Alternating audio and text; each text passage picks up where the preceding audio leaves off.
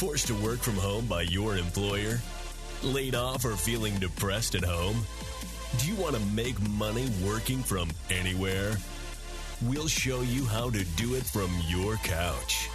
It's time for another episode of the Work From Home Show. Coming to you from their homes in Austin, Texas and Tampa, Florida, here are your hosts, Adam and Naresh. Welcome back to another episode of the Work From Home Show. I'm Naresh Vissa, and with me is my co-host Adam Schrader, and our guest from the last episode, Diana Ennen. This is part 2 of her interview, and this time we're going to talk a little bit more about the macro perspective of working from home. So my first question, Diana, is how big is the home-based business industry? Oh, I love it. It's huge. Even before everybody was sent home to work like now and what's going on, the numbers are just phenomenal. I don't have exact figures, but it is just so recognized today that you can do the same work you can do, unless you're a massage therapist, then it might be, but you can do the same work at your home than you can in an office. And so, and that's from years and years of people just like us who are showing that it can be done, and how it can be done. If you look at moving from, a lot of people who've done it before did it because they wanted to. And now you've got people who are working from home who aren't used to it. How did you have to change your mindset as you went from the corporate desk to home desk or home couch? Right. And one of the things is you really have to take in consideration, because it is, I'm talking with a lot of people, who are now just working from home, and it's overwhelming, because it's, I got to figure out how the internet, and everything when you're working in an office, that's all taken care of. It's, the backup's taken care of, how to connect with the internet. Something goes wrong, you call the tech guy, he comes over, you have a nice chat, it's fixed. And then all of a sudden, when you're working at home, everything is coming on you. You have to figure it out. Well, a lot of the corporations now are offering that, help. But it's still, with your own business, it really comes back to you're going to have to do it.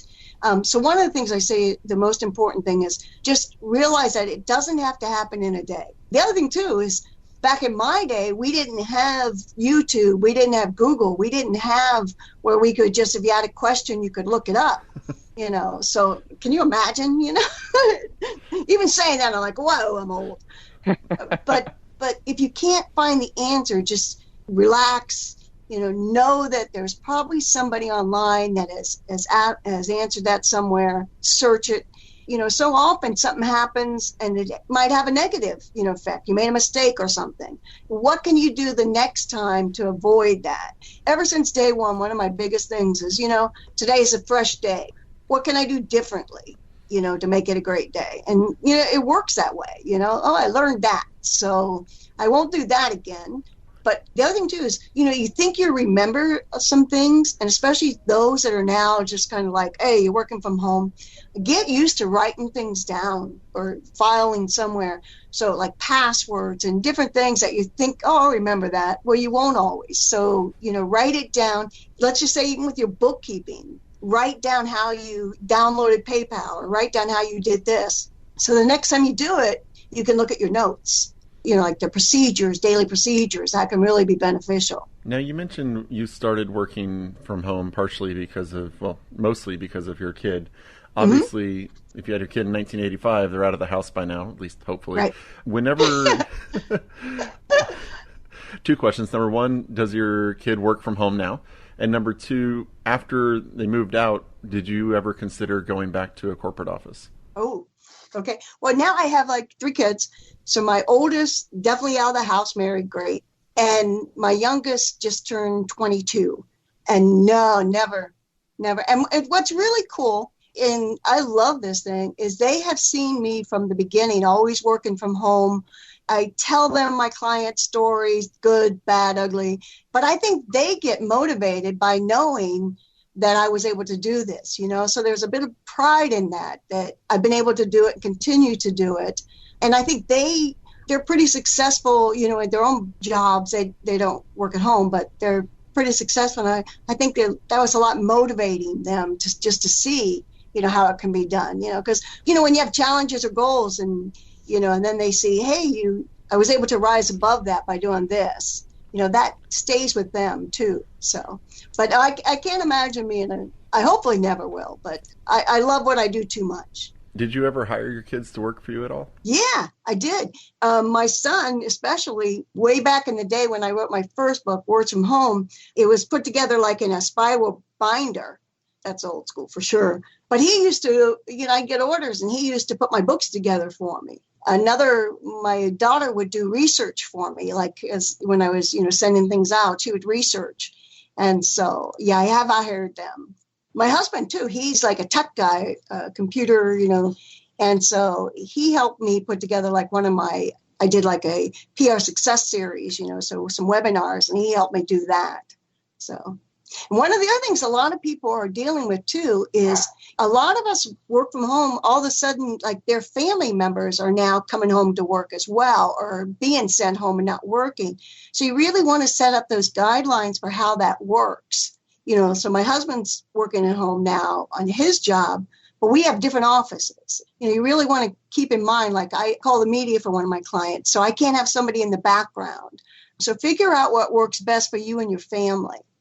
We have Diana Ennen on the show. She's a founder of Virtual Word Publishing and best-selling author of Virtual Assistant, the series, Become a Highly Successful, Sought-After VA, complete reference guide to starting a successful and profitable virtual assistant business, and also the book So You Want to Be a Work-at-Home Mom, a Christian's Guide to Starting a Home-Based Business. Diana, you bring up a good point about hiring your family members to do your work. And right now, given this Wuhan virus that's going on, the country's in lockdown. Families are at home. So what advice do you have to them about mother, father trying to get their work done and utilizing each other or even their kids?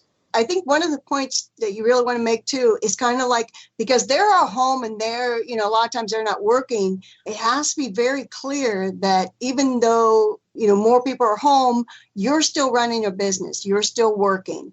Naturally, they're happy because you've still got the money coming in, and a lot of people don't now. It's kind of like it stopped, but you need to make clear that even though, that you're still working, but then the other thing you can do is, is there things that they can do that can help you and where they can make a little bit of money too? And I think in a lot of type businesses, you're going to be able to figure that out to where maybe they can do some research, or maybe they can, one of the things I do is with clients is I help them find speaking opportunities, which not a great thing right now because so many conferences are closed, but we will pick back up. It'll be great, we'll reschedule all of them. But, maybe they can look for research and find, conferences that are hiring this type of speaker. So absolutely think about that, and work it out. And the most important thing going in, if you're doing something like that, is you love your kids, you love your husband, but you want to keep it professional, because if all of a sudden, they're like, okay, I'll work for you. And then, I'm going to go see Joe, or I can't go out now, but I'll do that tomorrow, and tomorrow never comes. You look bad, and that can be, negative vibes for sure. So treat it as you're hiring somebody else, if that makes sense. I'd also say they don't necessarily have to help with your professional work. They can help around the house. They could help with the dishes, the laundry, the cooking. There are other things they can do to make everyone's lives easier. Exactly. Did you ever want to fire them? Make dinner. Did you ever want to fire your kids? Did you ever fire them? Yes. I'm a tough employer. I'm tough. Only because it's just that when someone doesn't do, a good job or something, if it has a negative effect on me, I gotta nip it right away, so we don't have any negatives. Talk about one of the things that I don't think people think about when they start working from home is they're used to an 8 to 5, they're used to a 9 to 6, or however their shifts are. How did your hours change, and kind of what hours do you keep nowadays? Are you like a morning person, afternoon person, randomly during the day?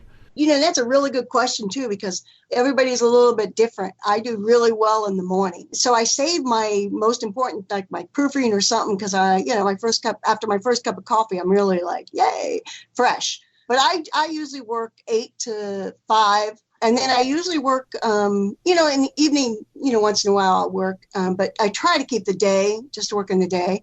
And then on Saturday mornings is my favorite time because I do work on Saturday mornings, but it's not with clients. It's catching up on something or it's writing my own article or something. So I usually do also work Saturday mornings, but then at noon it's like done. And I really try not to do anything until Monday. And even like one of the things too is you just want to be careful because a lot of clients, you want to set that kind of like the boundaries, so they know what you're working, so if a client doesn't realize that you're not working on the weekends, they might expect something. And that was one of the things I did early on too, is one of my clients I'd pick up something Friday night and then they'd want it back Monday morning. And it was like, oh, that's 3 days later, but it's not, it's a weekend. So you really want to set those boundaries with your clients. Diana, I just have to reiterate, I just find it truly awesome how you started your business essentially as a freelancer, a solopreneur in the 80s, without the internet, without the resources.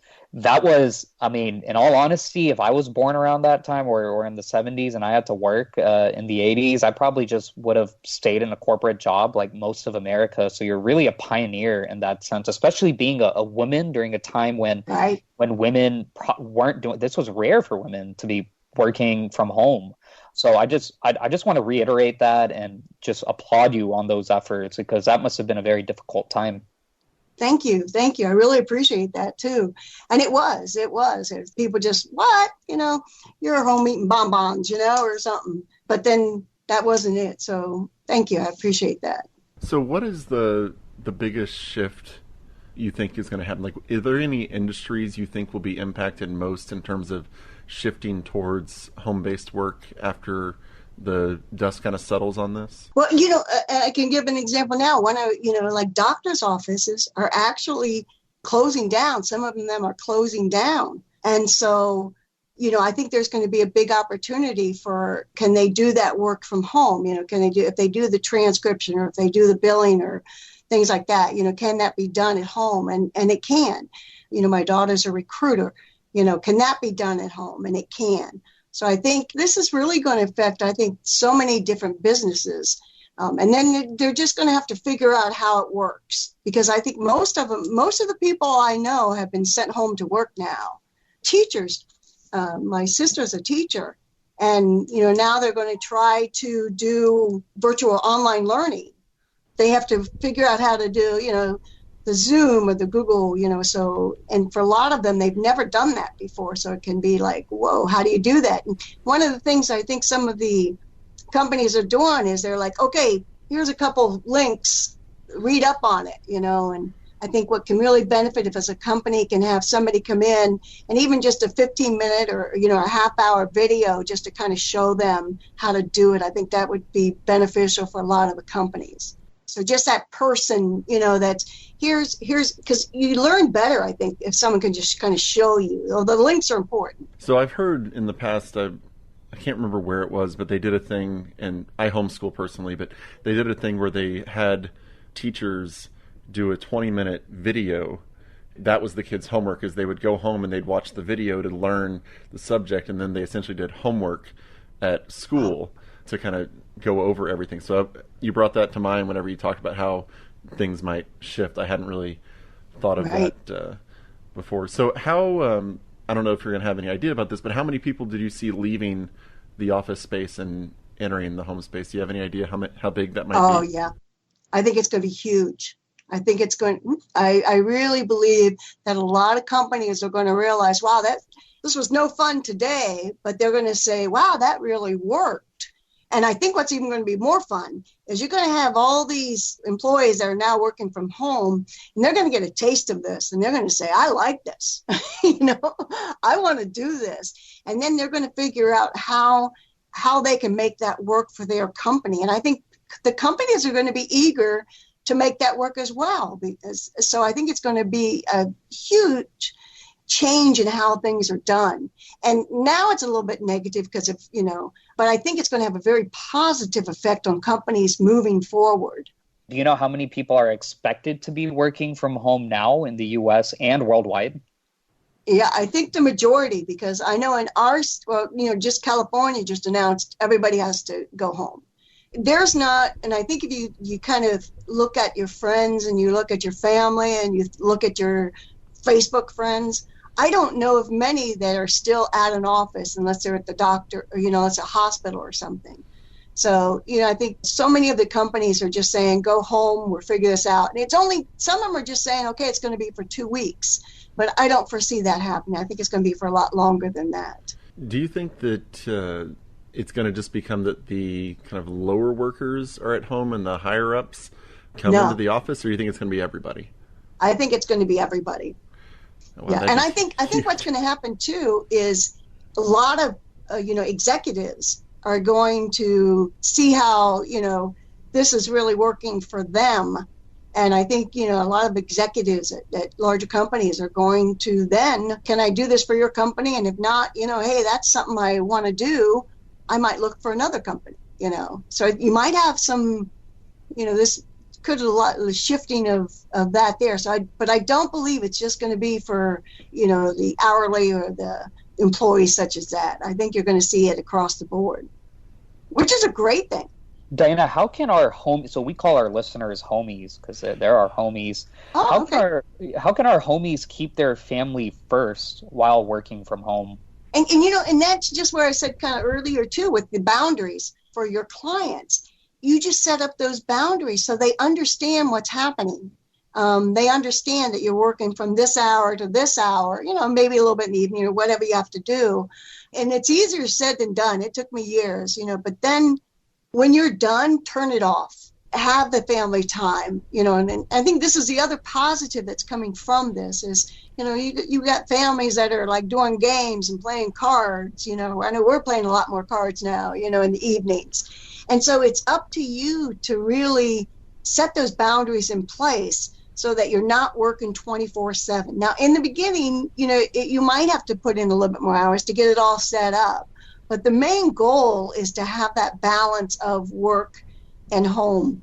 And I think, too, once the kids see how it's working, they're going to help to make that happen. Like I have different, sets of guidelines, so if I'm, like if I'm on this show, here's what you guys need to do, put the door on so no one's knocking at the door, the sign on the door, or different things. So you mentioned your husband was in tech. Has he been working from home before this, or was he going into an office? He was going into office. He works at a school, and he was going into the office, and they have sent him home. Okay, so how did you do it? Because a lot of people, they're working from home, and they've got young kids, and that can be, that can disrupt your day, as you're having to stay home if the kid's not at daycare, or, right. One was home and now does. How did you handle working from home with young kids? And that's because I wanted to do a full-time, for a while, I would just, I work, around them. But it's really hard when you got young kids to try to say, okay, I hope they're going to take a nap for this long, for really long to get that work done. So you can work around that somewhat. I ended up hiring a neighbor to watch my son so I could work, I think it was at the time, like just 5 hours a day. And then it went to longer. But, by just hiring somebody to watch them in the house, so they were still there, and that worked for me.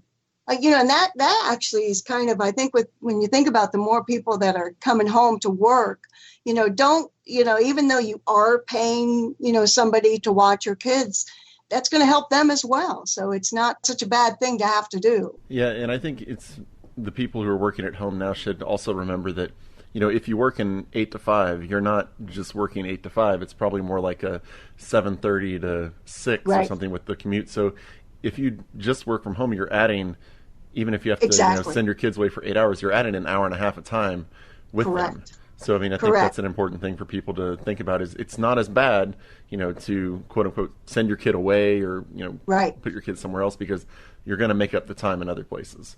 Exactly. Well, my husband, he saves 40 minutes drive every day, to and from, 40 from, so that's exactly true. That travel is. And Diana, just so you know, both Adam and I are stay-at-home fathers. We both work from home, obviously, as hosts of the Work From Home show. I have a newborn son, so I wonderful. haven't really gotten disrupted with my work because my son really, my mother-in-law is here helping. She's been here and he just needs to be fed and he's sleeping 15 hours a day now. But Adam has 4 kids and they're all between Wow. the ages of 5 and 10, right, Adam? Yeah, So 5 and 9.5. Yeah. 5 and 9.5. God bless you. And so that's pretty awesome what Adam's been able to accomplish. That's great. That's great. Yeah, the twins are a riot, so it'll be interesting whenever I'm homeschooling all 4 of them. So. Oh, you're homeschooling too. Wow. Yeah. My hat is off. That is great. How did you adjust, or did you have to adjust anything when your kids started going to school? Like in terms of like after school care or anything like that, or did you shorten your workday, or what did you do? Did you pawn off more on your other employees, or how did that work? I think with after school, they did go to an after school program at their school. And so I was able to pretty much put in a 7-hour, 8-hour day. And one of the things I really try to emphasize is we don't need the mom guilt anymore, you know. Yep, so exactly. we know how that is, you know. And they had a lot more fun at the end of the day getting to go out and play and doing the different things than just sitting here with mom, you know. So it worked out good. But I don't, you know, and I think a lot of moms now are, when they're going home, moms and dads too, are, you know, just overwhelmed with, you know, because I see, we need to make sure they're getting to school. We need to make sure this, and this. You know, just relax. Just know it's a stressful time. Nothing has to be done perfectly. Awesome. Well, Diana, we want to thank you again for coming on the Work From Home show. Diana Ennen, check out her website, virtualwordpublishing.com, virtualwordpublishing.com. Her books are available on Amazon. Shoot her an email. She has some great stuff that she's offering on her website. And for those who are new to the show, we've had several new listeners just over the past couple of days. Thanks so much for finding us. It means a lot to us. Check out our website at workfromhomeshow.com. That's www.workfromhomeshow.com. Get on our mailing list there. You'll get a free copy of my book, 50 Shades of Marketing. Rate and review us on iTunes, TuneIn, Stitcher, Google Podcasts, SoundCloud, you name it. We're available everywhere now. So definitely leave your review. Whether you like us or not, you can give us 1 star if you don't like us. But just be honest. Come on, Naresh. Nobody can hate us. Yeah, no one can hate us, but we'll take the 5-star. We appreciate that. And if you have any questions, again, if you want to follow up with Diana, you can visit her website and contact her through there. If you want to reach out to us directly, hello@workfromhomeshow.com, hello@workfromhomeshow.com. Thanks a lot, homies, for tuning in to today's episode and really the past 2 episodes with Diana Ennen. Until next time, keep on working from home.